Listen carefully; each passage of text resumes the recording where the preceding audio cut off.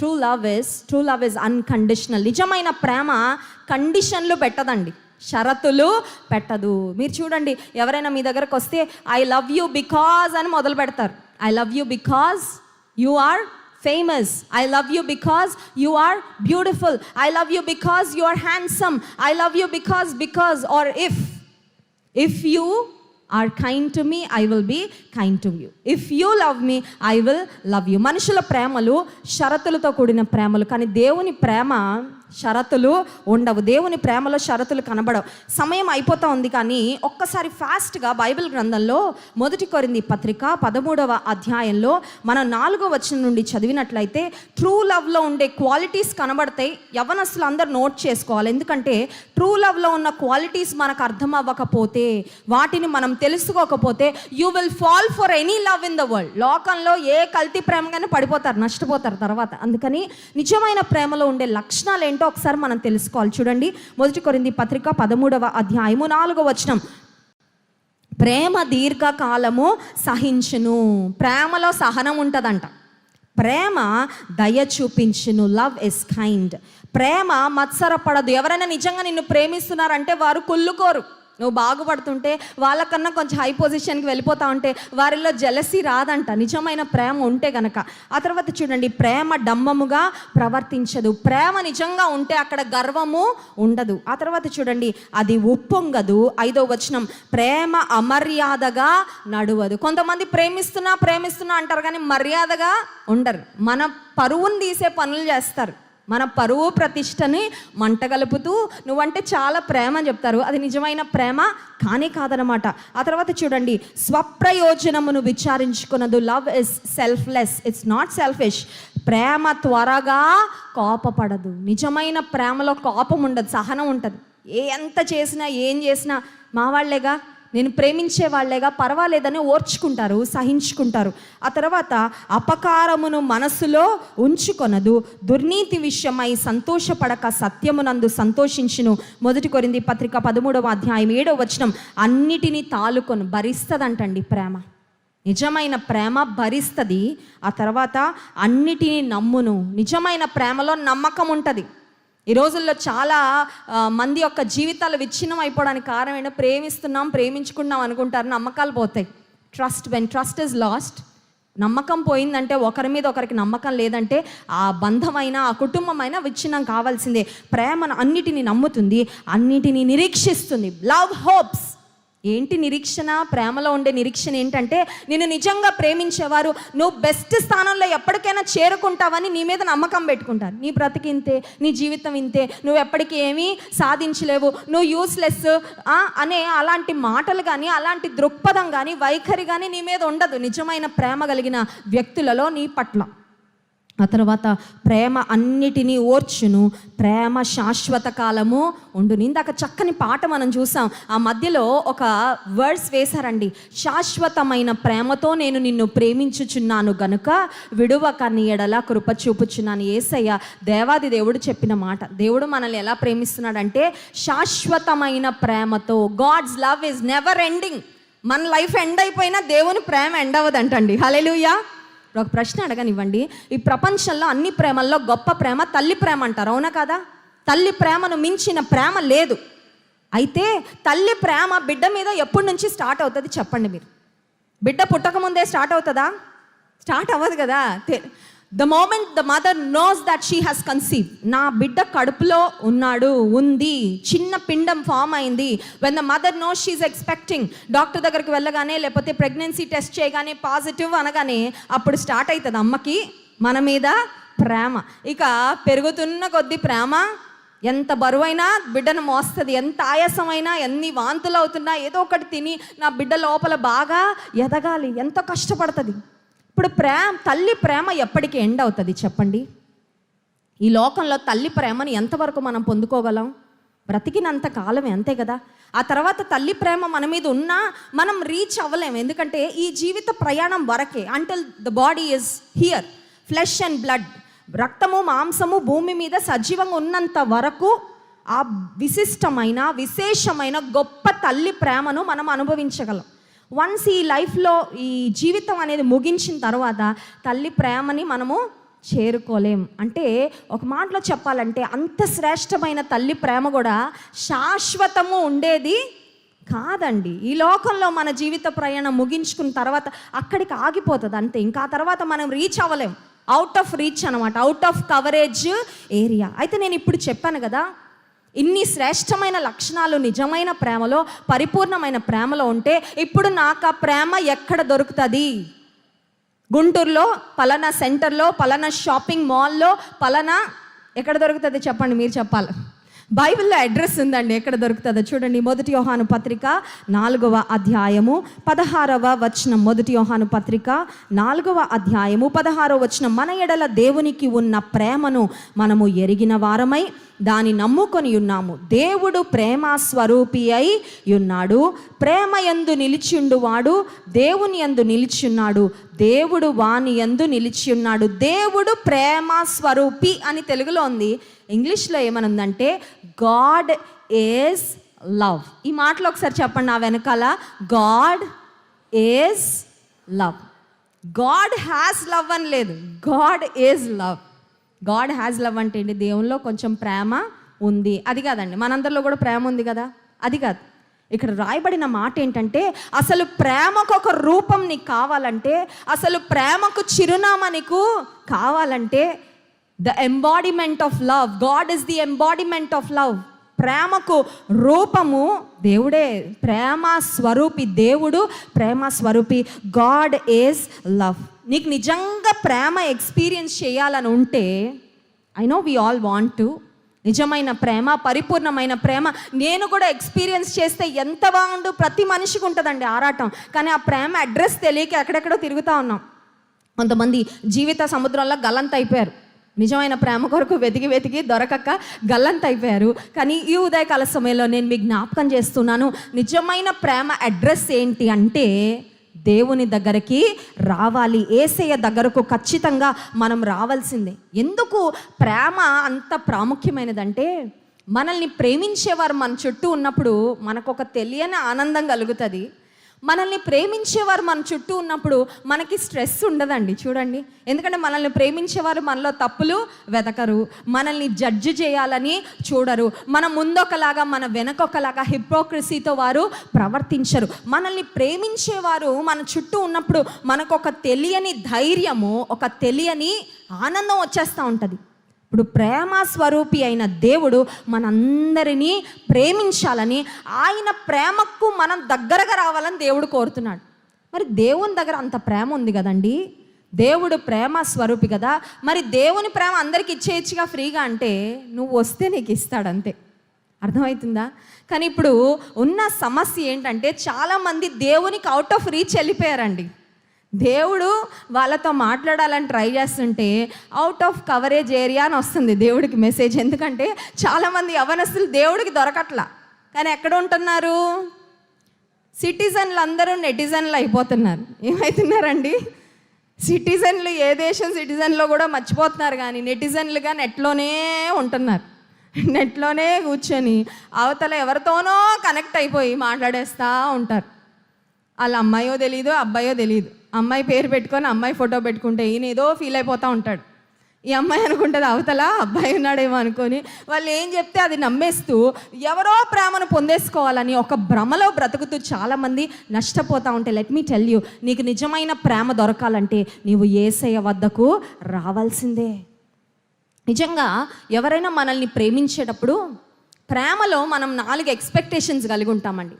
ఎవరైనా మనల్ని ప్రేమించేటప్పుడు వారి నుండి 4 ఎక్స్పెక్టేషన్స్ కలిగి ఉంటాం. ఎవరైనా నన్ను బాగా ప్రేమిస్తున్నారని ఎప్పుడు చెప్తామంటే, వాళ్ళు మనల్ని స్పెషల్గా ట్రీట్ చేసినప్పుడు. అవునా కదా? మనల్ని మామూలుగా అందరిలా చూసేవాళ్ళంటే మనకొక ఇంప్రెషన్. మనల్ని స్పెషల్గా ఎవరైనా చూసారనుకోండి, స్పెషల్ గిఫ్ట్లు, స్పెషల్ కేర్, స్పెషల్ కన్సర్న్ అనగానే ఇక వాళ్ళని చూడగానే మన హృదయము ఆగదు. వాళ్ళకి నేనంటే ఏదో ప్రత్యేకమైన శ్రద్ధ అండి.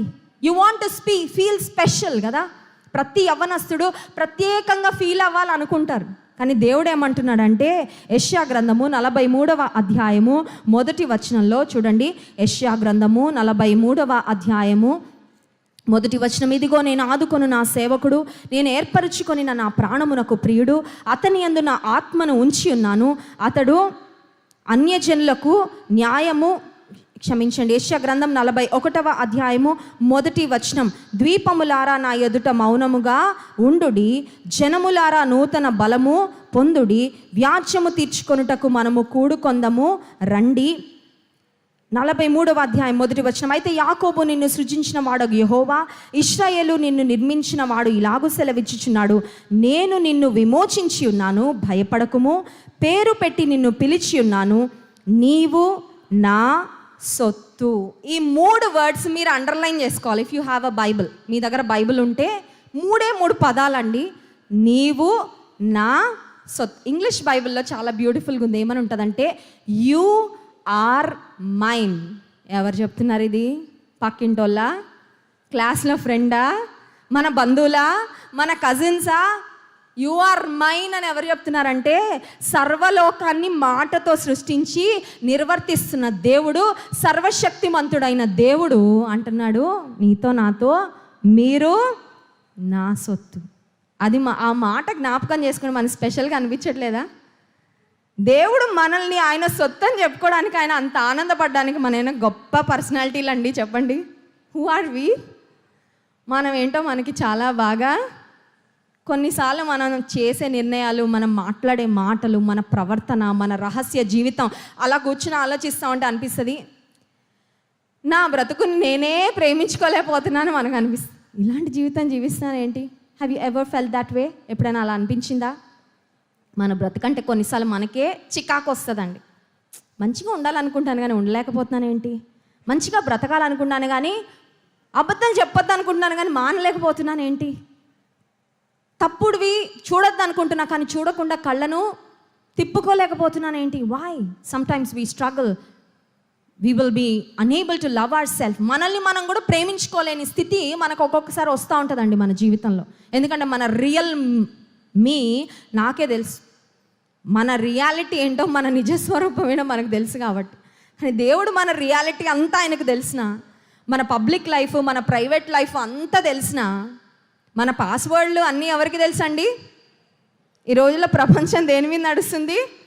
పాస్వర్డ్లు. మామూలు పాస్వర్డ్లు కాదు, మళ్ళీ ప్రతి యాప్కి పాస్వర్డ్, ప్రతి ఫోల్డర్కి అన్ని పాస్వర్డ్లు. ఎందుకమ్మా చెల్లెమ్మా?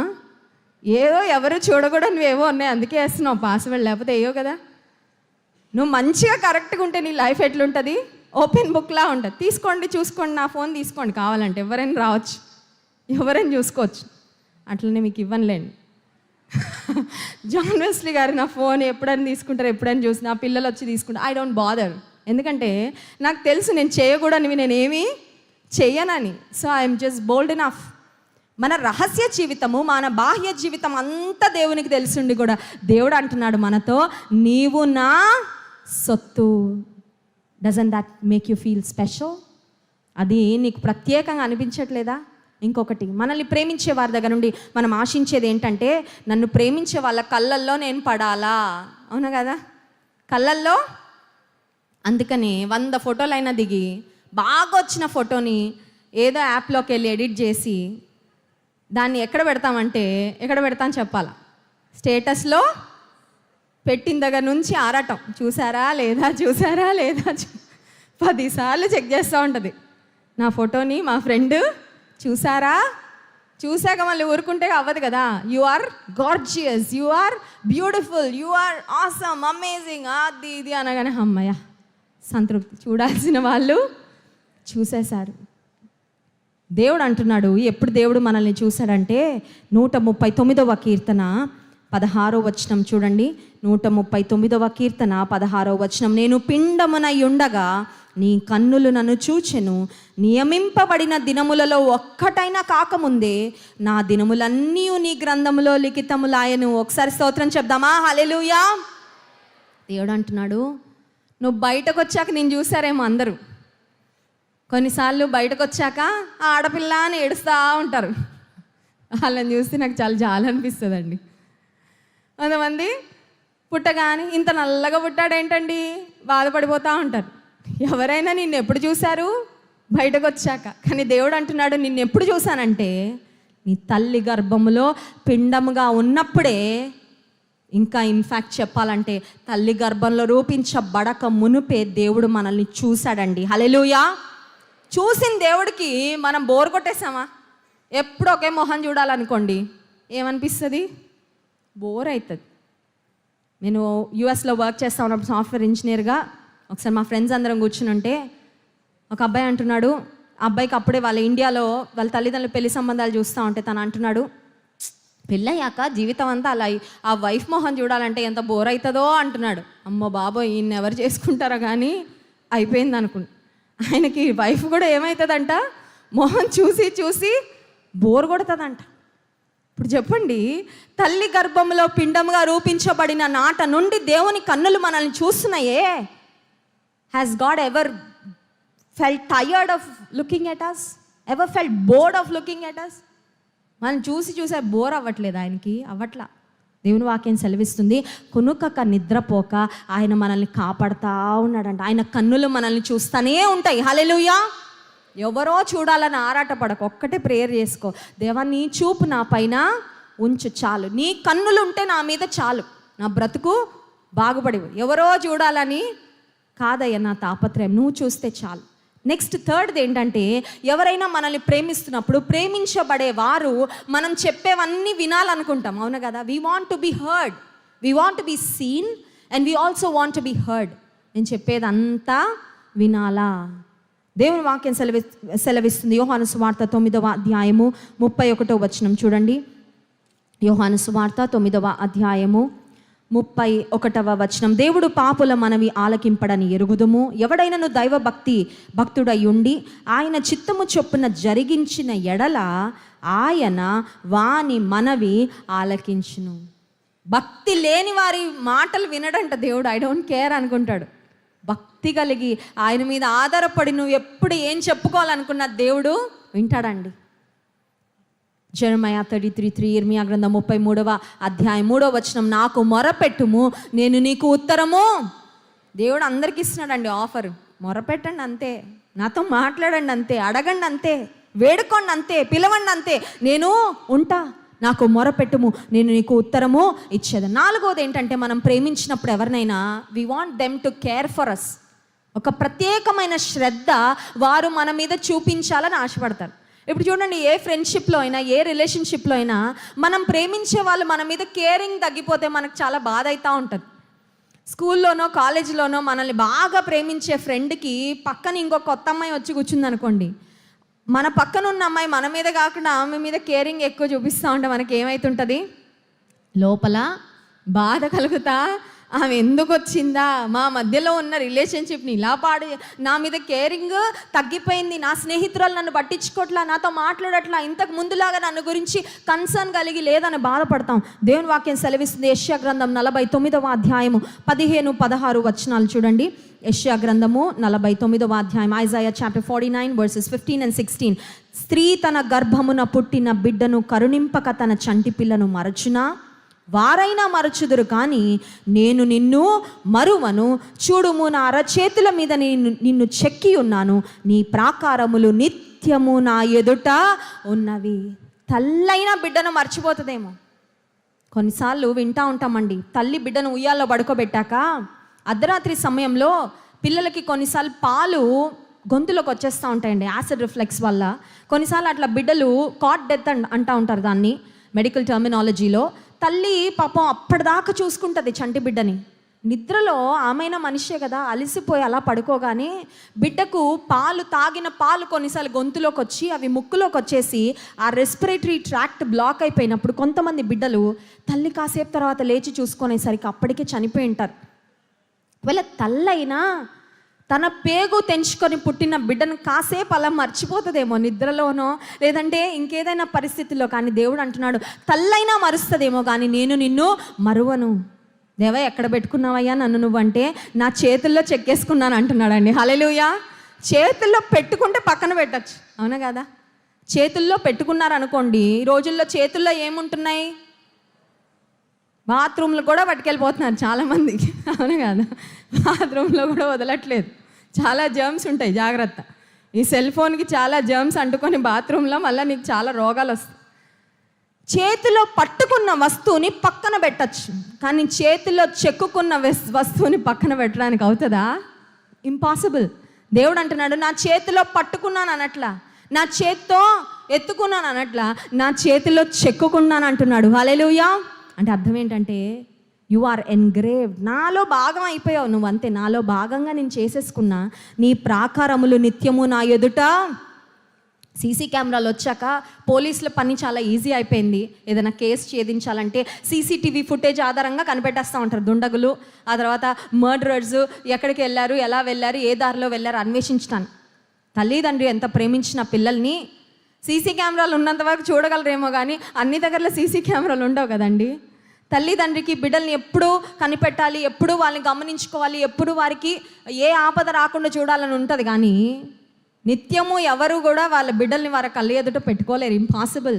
అని దేవునికి మన మీద ఉన్న కేర్ అండ్ కన్సర్న్ ఎంత గొప్పదంటే, నా అరచేతిలో నిన్ను చెక్కుకొని నీ ప్రాకారములు నిత్యము నా ఎదుట, నువ్వు నా కళ్ళ ముందే ఉన్నావు. ఈ లోకంలో ఎవ్వరు చూపించని కేర్ అండ్ కన్సర్న్, ఈ లోకంలో నీకు నాకు ఎక్కడ దొరకని ప్రేమ ఎక్కడ దొరుకుతుందంటే యేసయ్య దగ్గర దొరుకుతుందండి. హల్లెలూయా. దేవుని దగ్గరే దొరుకుతుంది.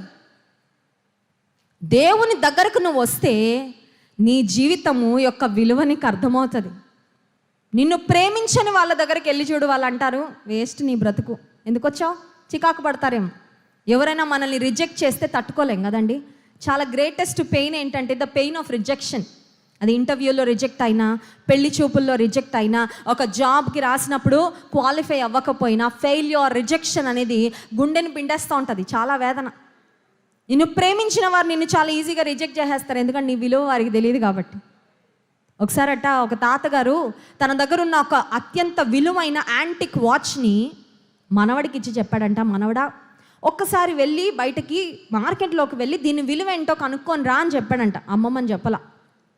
ఈ అబ్బాయి సరే ఒక కూరగాయల బండి దగ్గరికి వెళ్ళాడు. వెజిటబుల్ వెండర్ ఉంటే అతని దగ్గరికి వెళ్ళి చూపించి అడిగారు, ఇది ఎంత ఖరీదు ఉంటుందండి, ఈ వాచ్ కాస్ట్ ఎంత ఉంటుందని అడిగాడు.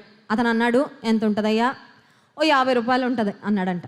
సరే, ఆ తర్వాత ఆ వాచ్ తీసుకొని ఆ అబ్బాయి మళ్ళీ ఒక గ్రోసరీ స్టోర్కి వెళ్ళాడు. ఒక డిపార్ట్మెంటల్ స్టోర్స్కి వెళ్ళి ఆ షాప్ యజమానిని అడిగాడు, ఈ యాంటిక్ వాచ్ ఖరీదు ఎంత ఉంటుందండి అని అడిగితే అతను అన్నాడు, దీనికి ఒక 150 నుండి 200 వరకు దీని ఖరీదు ఉండొచ్చండి అని చెప్పాడు. ఆ తర్వాత ఈ వ్యక్తి అనుకున్నాడు, మా తాతయ్య ఇది చాలా విలువైన వాచ్ అని చెప్పాడు, వీళ్ళంతా చాలా చీప్గా దీన్ని వాల్యూని చాలా తక్కువగా అంచనా వేస్తూ ఉన్నారు, ఇది లాభం లేదని ఆ ఊర్లో ఉన్న ఒక పెద్ద వాచ్ షాప్కి వెళ్ళాడండి. ఆ వాచ్ షాప్కి వెళ్ళిన తర్వాత ఆ వాచ్ షాప్ యొక్క యజమాని దగ్గర తీసుకొని వెళ్ళి, ఈ యాంటిక్ పీస్, ఈ వాచ్ ఖరీదు ఎంత ఉంటుందండి అని అడిగితే ఆ వ్యక్తి అటు ఇటు చూసి చెప్పన్నాడంట, దీది ప్రైస్లెస్, దీన్ని వెల కట్టడానికి కూడా చాలా కొన్ని లక్షల రూపాయల ఖరీదు ఉంటుంది బాబు, ఎందుకంటే దీనిలో ఉన్న మెషిన్, దీన్ని తయారు చేసిన విధానము చాలా ప్రత్యేకమైనది, ఒక డిజైనర్ పీస్ లాగుంది, ఇది మామూలుగా మనకి దొరికే వాచ్ లాంటిది కాదు అని చెప్పగానే ఈ అబ్బాయి చాలా ఆశ్చర్యపోయి తిరిగి తాతగారి దగ్గరకు వచ్చి చెప్పాడంట, తాతగారు కూరగాయల బండోడేమో 50 రూపాయలు అన్నాడు, షాప్ దగ్గరికి వెళ్తేమో 150 రూపాయలు అన్నాడు, కానీ వాచ్ స్టోర్కి వెళ్తే మాత్రం అతను అన్నాడు కొన్ని లక్షల రూపాయలు ఉంటుందండి అనగానే తాతగారు అడిగారంట, ఇంతకీ నీకు ఏం అర్థమైందిరా దీని నుంచి అని అడిగాడంట. వాట్ డిడ్ యు లర్న్, దీని నుంచి నువ్వు నేర్చుకున్న పాఠం ఏంటి అనగానే అబ్బాయి చెప్పాడంట, ఆ వస్తువు సరైన స్థలానికి వెళ్ళినప్పుడు దాని విలువ పెరిగింది, రాంగ్ ప్లేస్కి వెళ్ళినప్పుడు దాని విలువ తగ్గిపోయింది. ఒక మాట చెప్పమంటారా, నిన్ను ప్రాణప్రదంగా ప్రేమించే దేవుని దగ్గరకు వెళ్తే నీ విలువ పెరుగుతుంది, అంతేగాని నువ్వు లోకంలో వారి దగ్గరకు వీరి దగ్గరకు వెళ్తే నీ విలువ ఖచ్చితంగా తగ్గిపోదు, ఎందుకంటే వారికి నీ విలువ తెలియదు కాబట్టి. దేవుని వాక్యం సెలవిస్తుంది, దేవుడు మనల్ని శాశ్వతమైన ప్రేమతో ప్రేమించి నిన్ను నన్ను రక్షించాలని యేసుక్రీస్తు ప్రభువు పరలోకాన్ని విడిచిపెట్టి భూమి మీదకి దిగొచ్చాడండి. ఒక ఉన్నతమైన స్థానంలో ఉన్నవారు ఎవరైనా సరే 2 అడుగులు దిగాలంటేనే చాలా ఆలోచన చేస్తారు. మనం ఉన్న స్థితి నుండి కొంచెం దిగాలంటే, 2 అడుగులు దిగాలంటే చాలా ఇబ్బంది పడిపోతూ ఉంటాం.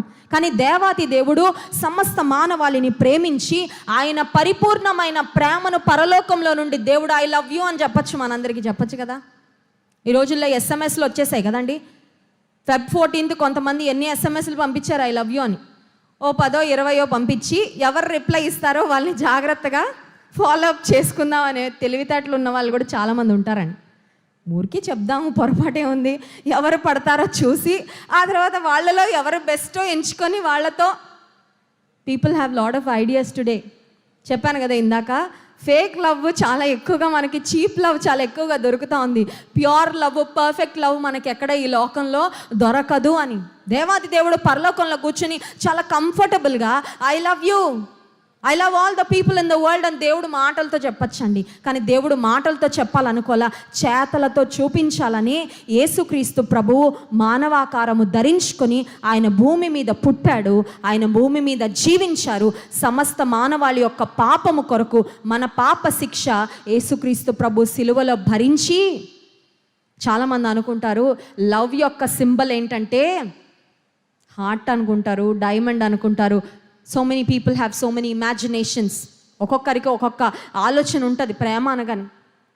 అని నిజమైన ప్రేమ యొక్క సింబల్ ఏంటంటే, ఒక దైవజనుడు అంటాడు, it is the symbol of the cross. ఎందుకు సిలువ, ఎందుకు ప్రేమ సింబల్ అయిందంటే, సిలువ మీద యేసు ప్రభు 2 చేతులు చాపి తన రక్తాన్ని ఆఖరు బొట్టు వరకు కార్చి this is how much I love you అని మనందరికి చూపించాడండి. Jesus proved his love on the cross. మీరు గమనించినట్లయితే యేసు ప్రభు వారి యొక్క జీవితము, ఆయన ఒక్కటి కూడా ఆయన కోసం చేసుకోలేదండి. ఆయన ఈ లోకంలో అంత స్వార్థమే కదా. నేను ఎవరితో మాట్లాడితే నాకు ఏ ప్రయోజనము, మనకి ఏదైనా ఇచ్చినా కూడా మళ్ళీ వాళ్ళకి ఏదో ఉపయోగం ఉంటుందంటేనే ఇస్తూ ఉన్నారు. అంత స్వార్థపూరితంగా ప్రపంచం మారిపోయిన ఈ రోజుల్లో యేసుక్రీస్తు ప్రభు యొక్క జీవితాన్ని ఒక్కసారి మనం ఆలోచిస్తే, ఆయన పుట్టుక దగ్గర నుండి ఆయన మరణము పునరుత్థానం వరకు ఆయన కొరకు ఆయన ఏమీ చేసుకోలేదండి. పుట్టింది మన కోసమే, బ్రతికింది మన కోసమే, మరణించింది మన కోసమే, మరణాన్ని జయించి తిరిగి లేచింది మన కోసమే. ఇప్పుడు యేసు ప్రభు పరలోకంలో మన కొరకు విజ్ఞాపన చేస్తున్నాడు. మళ్ళీ ఆయన రాబోతున్నాడు. ఆయన తిరిగి రాబోతుంది కూడా ఎవరి కొరకంటే మన కొరకే రాబోతున్నాడు. ఒకవేళ ఈ లోక సంబంధమైన ప్రేమల మీద చాలా నమ్మకం పెట్టుకొని, మనుషుల మాట్లాడిన మాటలు బాగా నమ్మి, నీ హృదయాన్ని ఎవరికో ఇచ్చేసి మోసపోయి గుండె 10 ముక్కలు అయిందేమో. ఒక చిన్న ఇల్లస్ట్రేషన్ చెప్పి నేను ముగిస్తాను. I'm coming to the close. ఈ రోజుల్లో చెప్పాను కదా, యవనస్తులు గుండె పట్టుకొని తిరుగుతూ ఉన్నారు, ఎవరైనా మంచోళ్ళు దొరికితే ఇచ్చేద్దామని. ఎందుకంటే ప్రేమించబడాలని తాపత్రయము, ఆరాటం ప్రతి మనిషిలో ఉంది కదా. ఎవరైనా కనబడి ఐ లవ్ యూ, నేను నిన్ను జీవితకాలం అంతా పువ్వుల్లో పెట్టి చూసుకుంటా అనగానే ఈ అమ్మాయికి అనిపిస్తుంది, మా అమ్మ నాన్న కూడా నాతో ఎప్పుడు ఐ లవ్ యూ అని చెప్పలేదే. అయ్యో పిచ్చి తల్లి, నీకు చెప్పలేదు కానీ ప్రతిరోజు నీకు చూపించట్లేదా? ప్రతిరోజు నిన్ను ప్రేమించట్లేదా? నీకు చెప్తేనేనా ప్రేమ ఉన్నట్లు? కొన్నిసార్లు తల్లిదండ్రులు ప్రేమతో తిడతారండి, ఎందుకంటే బాగుపడాలని. పిల్లలు అనుకుంటారు మా అమ్మకి నేనంటే ఎంత కోపమో ఎంత ద్వేషమో. ఎందుకుంటుంది? నిన్ను కన్న తల్లికి నీ మీద ప్రేమ తప్ప మరి ఏ ఫీలింగ్ ఉండదు, అది తెలుసుకో. నిన్ను కన్న తల్లిదండ్రులకు నీ మీద ప్రేమ తప్ప మరి ఏమీ ఉండదు. నిన్ను తిట్టినా, ఒకవేళ దండించినా కొన్నిసార్లు నువ్వు మంచి మార్గంలో రావాలనే తప్ప నిన్ను ఇబ్బంది పెట్టాలని కాదే, నిన్ను హర్ట్ చేయాలని కాదు. అర్థం చేసుకోండి. అని ఈ రోజుల్లో ఎవరైనా I love you, I care for you, I will take care of you all the days of your life అనగానే ఆ గుండె ఇచ్చేస్తారు. ఇచ్చాక ఆ తీసుకున్న వాళ్ళు ఏం చేస్తారంటే ఆ గుండెని మొక్కలు చేసి పడేస్తారు. వాళ్ళకి ఇంకెవరైనా బెటర్ పర్సన్స్ కనబడగానే, ఇంకెవరైనా కొంచెం శ్రేష్టంగా, కొంచెం ఉపయోగకరంగా, ఇందాక చూసాం కదా, నిజమైన ప్రేమలో స్వార్థం ఉండదు, కానీ కల్మషం ఉన్న ప్రేమలో స్వార్థం ఉంటుందని. నీకన్నా బెటర్గా ఇంకెవరైనా కనబడగానే, నిన్ను విడిచిపెట్టగానే ఆ గుండె ఏమైపోద్దంటే 10 ముక్కలు అవుతుంది. ఇప్పుడు ఆ ముక్కలన్నీ గ్యాదర్ చేసుకొని మళ్ళీ గుండె ధైర్యాన్ని కూడగొట్టుకోవడానికి చాలా టైం పడుతుంది. ఇప్పుడు ఆ గుండె ఎలా ఉందంటే ఫుల్ ఆఫ్ బ్యాండేజెస్. అర్థమైందండి? ఒక వస్తువు షోకేస్ నుండి కింద పడిపోయాక ఆ ముక్కలన్నీ కొన్నిసార్లు అతికించడం చాలా కష్టం అండి. మొత్తం బ్యాండేజ్లు వేయాలి. అది చాలా అగ్లీగా, చాలా ఇబ్బందికరంగా, చాలా డెలికేట్గా ఉంటుంది. ఇప్పుడు అనుకుంటుంది ఈ అమ్మాయో ఈ అబ్బాయో, ఇక్కడ ఎక్కువ మంది అమ్మాయిలు ఉన్నారు కాబట్టి అమ్మాయిల కొరకు చెప్తున్నా, ఎందుకంటే ఐ లవ్ గర్ల్స్. నాకు ఆడపిల్లలు అంటే చాలా ఇష్టం. మేము 3 గర్ల్స్, నాకు దేవుడు 3 డాటర్స్ని ఇచ్చాడు. ఎవరు అమ్మాయిని చూసినా నా చెల్లిగా నేను వాళ్ళని చూస్తా. వాళ్ళకి దేవుడు మంచి చేయాలని, మంచి భవిష్యత్తు ఇవ్వాలని నేను కోరుకుంటానండి. I love girls. ఇక్కడ ఆడపిల్లలు చాలామంది ఉన్నారు కాబట్టి చెప్తున్నా, ఆ గుండెనంతా కూడగట్టుకొని ఇంకెవరైనా బెటర్ పర్సన్స్ దొరుకుతారేమో, ఇంకెవరైనా ఫస్ట్ చాలా బ్యాడ్ థింగ్ జరిగింది, బ్యాడ్ ఎక్స్పీరియన్స్ అయింది, maybe I'll get a better person అని ఆ గుండె తీసుకెళ్ళి ఇంకొకడు చేతిలో పెడితే వాడు అంతకన్నా మళ్ళీ ఇరగొడితే, మళ్ళీ పగలగొడితే, అండ్ ఫైనలీ కొంతమంది ఏ స్టేజ్కి వచ్చేస్తారంటే ఇలాంటి బ్రతకడం కంటే చనిపోతే మేలని లోక ప్రేమల చేత డిసప్పాయింట్మెంట్ ఆఫ్టర్ డిసప్పాయింట్మెంట్, నిరుత్సాహము, కృంగుదలకి లోనైపోయి నేను ఎవరి ప్రేమకు నోచుకోనా, ఇంతగా నేను ఇంత స్వచ్ఛంగా నేను ప్రేమిస్తుంటే నాకెందుకు తిరిగి రావట్లేదు, ఆ ప్రేమ ఎందుకు రెసిప్రోకేట్ అవ్వట్లేదని నువ్వు ఒకవేళ నీ జీవితంలో కృంగుదలలో ఉండి ఈ స్పందన బ్లాజమ్స్ యొక్క లవ్ క్వెస్ట్కి వచ్చినట్లయితే ఈ మెసేజ్ నీ కొరకే. నీ హృదయాన్ని తీసుకువెళ్ళి ఎవరి చేతిలో అంటే వారి చేతిలో పెట్టొద్దండి. నీ ప్రేమ ఎవరంటే వాళ్ళు డిజర్వింగ్ కాదు. నీ ఫస్ట్ లవ్, నీ బెస్ట్ లవ్ ఎవరికి ఇవ్వాలంటే నిన్ను ప్రాణప్రదంగా ప్రేమించిన దేవుడికి. దేవునికి నీ ప్రేమ నువ్వు చెప్పు, యేసయ్య నువ్వు నన్ను ప్రేమిస్తున్నావు, నేను కూడా నిన్ను ప్రేమిస్తాను. దేవుని చేతిలో పెట్టుకో నీ హృదయాన్ని, నీ జీవితాన్ని. నిన్ను దేవుడు నడిపించి నీకెప్పుడు ఏం కావాలో, నీకు ఎలాంటి జీవిత భాగస్వామి రావాలో, ఎవరైతే నిన్ను బంగారంలా చూసుకుంటారో వాళ్ళ చేతుల్లో నిన్ను పెట్టే బాధ్యత దేవుడు తీసుకుంటాడండి. You don't have to bother, you don't have to worry, you don't have to be frustrated. నువ్వు వెతకక్కర్లా సోషల్ మీడియాలో, నువ్వు వెతకక్కర్లేదు ఆ సైట్లో ఈ సైట్లో. You don't have to worry. దేవుడి ప్రేమకు నువ్వు కనెక్ట్ అయితే నీ గుర్చిన పరిపూర్ణమైన బాధ్యత దేవుడు తీసుకుంటాడంటే. ఎందుకంటే ఆయన ప్రేమ తల్లి ప్రేమ కన్నా, తండ్రి ప్రేమ కన్నా మిన్నైన ప్రేమ. నాకు తెలుసు కొంతమంది యవనస్తురాండ్రు అమ్మా నాన్నలు మా అమ్మాయికి మంచి హస్బెండ్ని తీసుకురావాలని మంచి కుటుంబం నుంచి చేస్తారు, చాలా గొప్పగా చేస్తారు, లక్షలు ఖర్చు పెట్టి స్తోమతకు మించి చేస్తారు. ఎందుకంటే మా అమ్మాయి అంటే మా ప్రాణం అండి, మంచిగా సెటిల్ చేస్తారు. చేసిన తర్వాత ఆ అబ్బాయి కుటుంబం మంచిది కానీ వాడు మంచోడుగా ఉండడు, నటిస్తాడు. ఆ రియాలిటీ అనేది నిజ స్వరూపము బయటపడ్డాక ఇక మా అమ్మాయి అక్కడ బ్రతకలేకపోతుంది అన్నప్పుడు ఎంతో బాధపడిపోతారు తల్లిదండ్రులు.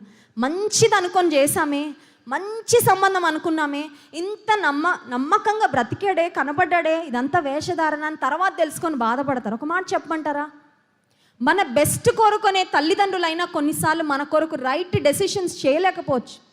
కొంతమందిని చూసి భ్రమపడి ఇది మంచిదేమో అని కొన్ని నిర్ణయాలు తీసుకోవచ్చు. కానీ అన్నీ తెలిసిన దేవునికి నీ జీవితాన్ని కనెక్ట్ చేసి, అన్నీ తెలిసిన యేసయ్యకు నా ఫస్ట్ లవ్ నువ్వే ప్రభా, నా ప్రేమ అంతా నీకే, నా హృదయంలో నీకే మొదటి స్థానం ఇస్తున్నా, నన్ను నువ్వు చూసుకొని నీ జీవితాన్ని దేవుని చేతిలో పెట్టి చూడు, నేను దానికి నిదర్శనం అండి.